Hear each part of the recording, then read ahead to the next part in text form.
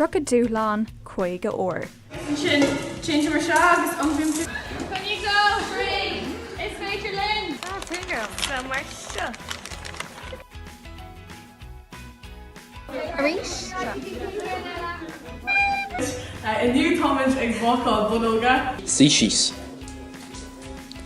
Síos. Why don't you that's the free shot camera? Dog shop the cooing. An bhéad an stampa de bhealach go se dála. Na Gaeilge le dá.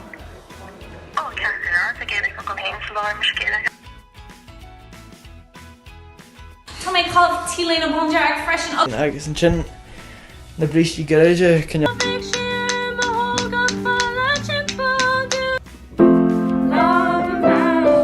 Glac páirt sa chomórtas is spraíúla sa bhliain le deis €500 a bhuacán.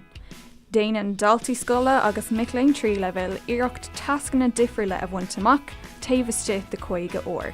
Tá an chlóriceán ar oscailt anois ag cnag.ie/Dúshlán.